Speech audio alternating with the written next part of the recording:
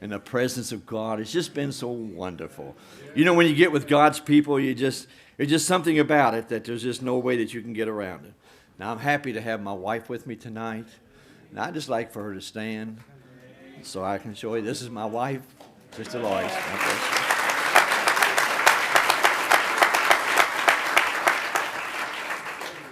I'm going to tell you something tonight that not a person that I know, not very few people that I know that knows. But I've never said it public before. But I believe this is a special night. When my wife was a little girl, how old was you? How old was you? Are you saying praise the Lord or 5? 5, okay, I didn't know for sure. But when she's 5, she learned how to tie her shoe. It took her husband till he was about 50 to know how to tie a shoe. But anyway, she said she was tying her shoe. My wife come from a family that wasn't believers in the message. They were nominal Christians. And then they got away from the Lord. But she said she learned how to tie her shoe, Brother Stricker.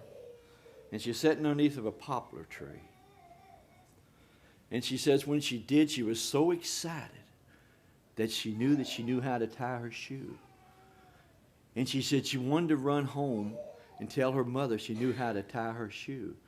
And she said as she stood up, she said she looked up in the sky, and there was a face looking down at her. And she said she ran to the house and says, Mom, Mom. She forgot about tying her shoe. She said, come out. She said there was a man's face in the sky, and it's looking at me. And said when she came out, there was nothing there. And she says, Billy, when we first started dating, and you introduced me to your family, she said, that face that I saw was your daddy.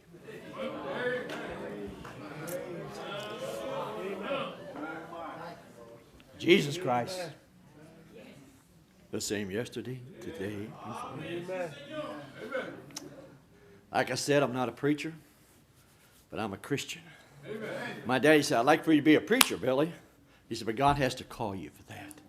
He says, but if you're not going to be a preacher,